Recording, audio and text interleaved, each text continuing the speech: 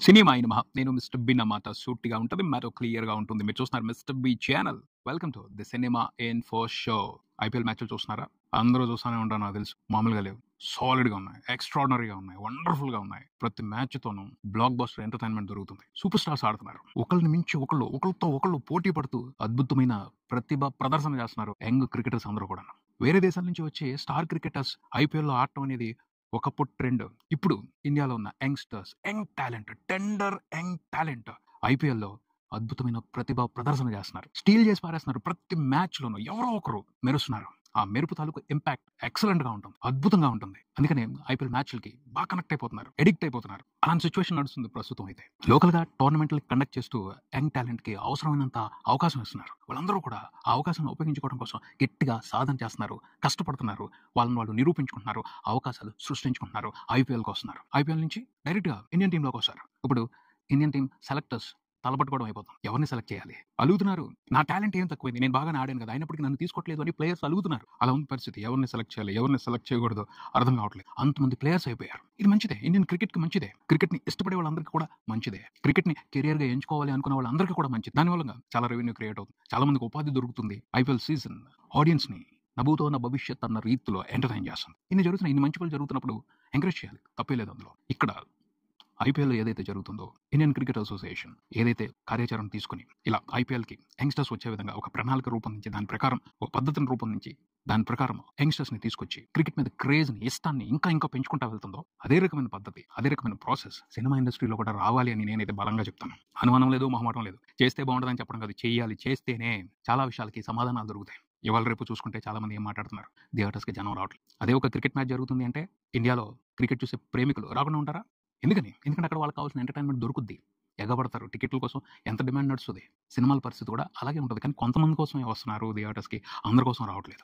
చాలా మంది స్టేట్మెంట్‌లు ఇస్తున్నారు. క్రాప్ హాలిడే లాగా థియేటర్స్ హాలిడే ప్రకటించాలి. కొన్ని నెలల పాటు థియేటర్స్‌ని మూసేస్తే అప్పుడు ఆడియన్స్‌కి ఇంట్రెస్ట్ వచ్చి మళ్ళీ తెరిచినప్పుడు థియేటర్స్‌కొచ్చి సినిమాలు చూసే ఆసక్తిని నెరవేర్చుకుంటారు అని కొంతమంది రాంగ్ విశ్లేషణలు చేస్తున్నారు. క్రాప్ హాలిడే అనేది రకరకాల కారణాల మూలంగా ఆధారపడి ఉంటుంది. థియేటర్స్ హాలిడే అనేది మాత్రం చాలా అవమానకరమైన విషయం అని చెప్తాను. ఇంత పెద్ద ఇండస్ట్రీ సంవత్సరానికి 200, 300 సినిమాలు తీస్తున్నారు. ఎంతోమంది దీని మీద ఆధారపడి ఉన్నారు. ఎంతోమంది టాలెంటెడ్ పర్సన్స్ సినిమాని రూపొందించడం కోసం కష్టపడుతున్నారు. నిరంతరంగా కష్టపడుతున్నారు. అయినప్పటికీ కొన్ని రోజుల పాటు థియేటర్స్ హాలిడే ప్రకటించాలని విశ్లేషణ చేయడం చాలా దారుణమైన విషయం. అవమానం. ఫిల్మ్ ఇండస్ట్రీకి అవమానం. చాలా వరకు ఫిల్మ్ ఇండస్ట్రీలో జరుగుతుంది ఒకటే. ఎక్కువ మంది క్వాలిటీ కంటెంట్‌ని బయటికి తీసుకురావడం లేదు. కొంతమంది మాత్రం వెరీ నెగ్లిజిబుల్ పర్సెంటేజ్ మాత్రమే క్వాలిటీ కంటెంట్‌తో సినిమాలు తీసి ఆడియన్స్‌ని ఇంప్రెస్ చేస్తున్నారు. 100లో 2-3% మాత్రమే క్వాలిటీ కంటెంట్‌తో సినిమాలు తీస్తున్నారు. 95-97% మభ్యపెడుతున్నారు. మాయ చేస్తున్నారు. ఆడియన్స్ వీక్‌నెస్‌ని క్యాష్ చేసుకుంటున్నారు. సరే యావరేజ్ కంటెంట్ ఉన్న సినిమాల్ని లేకపోతే ఒక పాట బాగుందనో, ఇంకో ఏదో ఐటెమ్ ఉందనో, మాకు నచ్చిన హీరో ఉన్నాడనో మమ్మల్ని ఏమారుస్తున్నారు, మభ్యపెడుతున్నారు. మా దగ్గర కలెక్షన్స్ కొల్లగొట్టుకుంటున్నారు. దాని మూలంగా ఏమవుతుంది? సరే మాకు టైం వస్తది. మేము చూసుకుందామని వాళ్ళ టైం కోసం వాళ్ళు వెయిట్ చేసి దొరికినప్పుడు గట్టిగా కొడుతున్నారు. రావట్లా థియేటర్స్‌కి. యావరేజ్ కంటెంట్ సినిమాల్ని, బిలో యావరేజ్ కంటెంట్ సినిమాల్ని, పూర్‌గా ఉన్న సినిమాల్ని చూడడానికి మేము ఎందుకు రావాలి? థియేటర్స్‌కి వచ్చి మా టైం స్పెండ్ చేయాలి. మా డబ్బులు ఖర్చు పెట్టాలి. ఎందుకు ఖర్చు పెట్టాలి? ఇంట్రెస్ట్ లేని కంటెంట్ కోసం. ఎందుకు ఖర్చు పెట్టాలి? వాళ్ళకి మాత్రం ఆలోచన ఉండదా? క్లియర్‌గా ఒకటే జరుగుతుంది. జనాలు థియేటర్స్‌కి రావట్లేదు అంటే ఎవరి కాళ్ళు కుదిరినంత మేర బంగారు బాతును కోసుకు తినేద్దాం అనుకుంటున్నారు. అది తెలివైన పనా?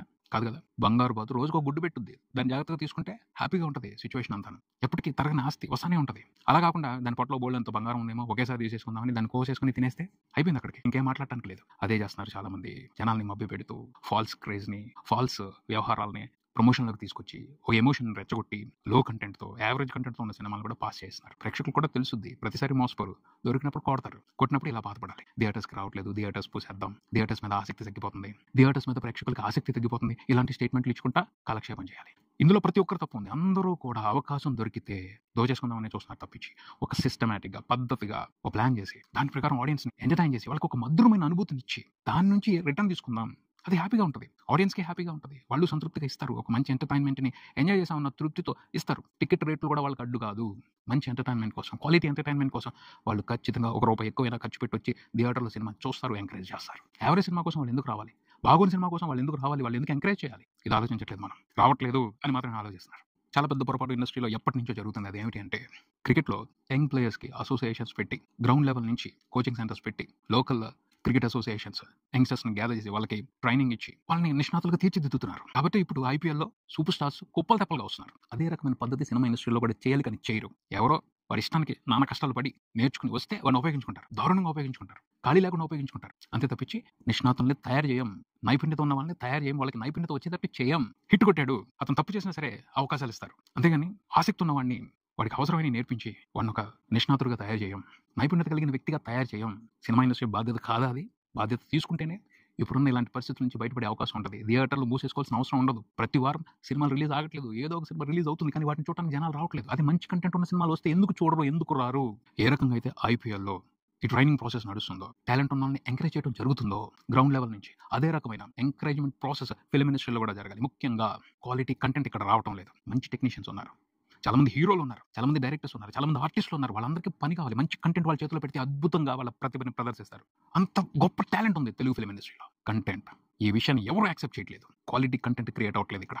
అది ఎలా క్రియేట్ చేయాలో కూడా చాలా మందికి అర్థం కావట్లేదు. పవన్ కళ్యాణ్ గారు కూడా చెప్పారు, స్కిల్ డెవలప్మెంట్ సెంటర్స్ క్రియేట్ చేయాలి ఫిల్మ్ ఇండస్ట్రీకి సంబంధించి కూడా, స్టోరీ టెల్లింగ్కి సంబంధించి, స్క్రీన్ ప్లే రైటింగ్కి సంబంధించి. ఎస్, అవసరం ఉంది, గట్టిగా డిమాండ్ ఉంది. మంచి కంటెంట్ క్రియేట్ చేయడం అనేది అవసరం. దానికి తగ్గట్టు మంచి కంటెంట్ని క్రియేట్ చేస్తేనే ఇలాంటి పరిస్థితి నుంచి తప్పించుకునే అవకాశం ఉంటుంది. లేకపోతే థియేటర్స్ వాస్గా మూసుకుంటూ వెళ్ళిపోవాలి, ఓటీటీలో కంటెంట్ చూసుకుంటూ ఉండాలి. ఓటీటీలో కంటెంట్ మంది చూడాలని లేదు, వేరే దేశంలో ఎవరో బాగా తీస్తున్నారు దాన్ని చూస్తా కూర్చుంటున్నాం. అప్పుడు ఇక్కడ లోకల్గా ఉన్న టాలెంట్ పరిస్థితి ఏమవుద్ది, వాళ్ళ ఎంప్లాయ్మెంట్ పరిస్థితి ఏమవుద్ది, సినిమా అంటే ఇష్టం ఉన్న వాళ్ళ పరిస్థితి ఏమవుద్ది? మనం ఇక్కడ స్కిల్ఫుల్ కంటెంట్ తయారు చేయగలిగితే ప్రపంచం మొత్తం ఇప్పుడు దాన్ని గుర్తించి గౌరవించే అవకాశం ఉంది.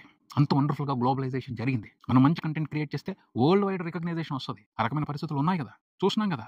ఎందుకని మనం ఆ అవకాశాన్ని ఉపయోగించుకోలేకపోతున్నాం? ఆలోచించాలి. సినిమా ఇండస్ట్రీకి సంబంధించి ఏ సమస్య గురించి మాట్లాడినా ఫైనల్గా ఇక్కడికే రావాలి. ఇదే రూట్ కాజ్, ఇదే అసలైన సమస్య. బెస్ట్ కంటెంట్ క్రియేట్ అవ్వట్లేదు, క్వాలిటీ కంటెంట్ని ఎక్కువగా తెలుగు ఫిల్మ్ ఇండస్ట్రీలో తయారు చేయట్లేదు, రూపొందించట్లేదు, సృష్టించట్లేదు. దానికి సంబంధించి ఏం చేయాలి అని ఆలోచించి డేరింగ్ స్టెప్పులు తీసుకోవాలి. కొన్ని మంచి ప్రణాళికలతో స్కిల్ డెవలప్మెంట్ సెంటర్స్ క్రియేట్ చేయాలి. స్టోరీ టెల్లింగ్కి సంబంధించి, కంటెంట్ క్రియేషన్కి సంబంధించి ఎంకరేజ్ చేయాలి. యంగ్ టాలెంట్ని ఉన్నారు చాలా మంది పని చేయడం కోసం, కానీ వాళ్ళకి తెలియట్లేదు ఎక్కడికి వెళ్ళాలో, ఎలా నేర్చుకోవాలో తెలియట్లేదు. వాళ్ళందరికీ అవకాశం ఇస్తే అందులో చాలా మంది సూపర్ స్టార్స్గా ఎదుగుతారు. ఇప్పుడు ఐపీఎల్ని ఎలా అయితే ఎంజాయ్ చేస్తున్నామో తెలుగు సినిమాలను కూడా ప్రపంచం అలా ఎంజాయ్ చేసే అవకాశం ఉంటుంది. మాక్సిమం జరిగేది ఒకటే, సమస్యకి రూట్ కాజ్ ఏంటి అనేది అస్సలు ఎస్టిమేట్ చేయరు, దాని గురించి ఆలోచించారు. టెంపరీ సొల్యూషన్స్ కోసం వెతుకుతారు, టెంపరీ పరిష్కారాలు తీసుకొచ్చి అప్పటికి అయిపోయింది అని నడిపిస్తారు. దానివల్ల అప్పటికప్పుడు ఉపశమనం దొరకొచ్చేమో కానీ తర్వాత మళ్ళీ అది రిపీట్ అవుతుంది, అప్పుడు మళ్ళీ బాధపడతా కూర్చోవాలి. తెలుగు ఫిల్మ్ ఇండస్ట్రీలో మంచి మంచి నిర్మాతలు ఉన్నారు, మంచి మంచి టెక్నీషియన్స్ ఉన్నారు, వండర్ఫుల్ ఆర్టిస్టులు ఉన్నారు, కానీ బెస్ట్ కంటెంట్ మాత్రం క్రియేట్ అవుతుంది. అందరూ ఆలోచించి బెస్ట్ కంటెంట్ క్రియేట్ చేయడం కోసం ఏదో ఒక ఇంప్రూవ్మెంట్ తీసుకురాకపోతే, ఆ ఇంప్రూవ్మెంట్ కూడా మామూలుగా జరగకూడదు, యుద్ధ ప్రాతిపదికన ఒక ఉద్యమంలా జరగాలి. అప్పుడే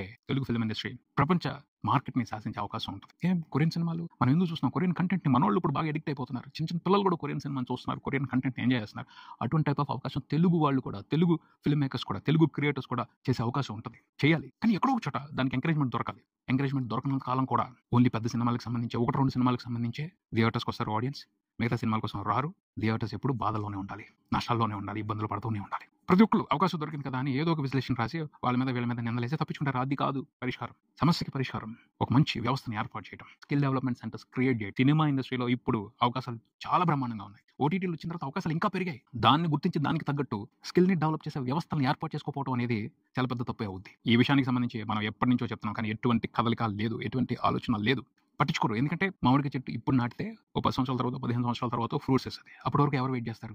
ఆ నాటాల్సిన పరిస్థితి నాకెందుకు అని ప్రతి ఒక్కరు తప్పించుకుంటున్నారు. నాకు ఇన్స్టెంట్ రిజల్ట్స్ కావాలి, ఇన్స్టెంట్ ప్రాఫిట్స్ కావాలి. దాని మూలంగానే ఈ సమస్యలన్నీ కూడా. ఈ పరిస్థితుల్లో మార్పు రావాలి. మార్పు వచ్చేంత వరకు, నాకు అవకాశం ఉన్నంత వరకు మాట్లాడుతూనే ఉంటాను నేను. ఇది ఇక్కడికి మరో వీడియోతో మళ్ళీ కలుద్దాం. ఈ వీడియో మీకు నచ్చితే లైక్ చేయండి, మీ ఫ్రెండ్స్తో షేర్ చేసుకుని మీ అభిప్రాయాన్ని కామెంట్ చేయండి. ఈ ఛానల్ని సబ్స్క్రైబ్ చేయండి. నేను mister big, keep watching mister big channel. Thank you.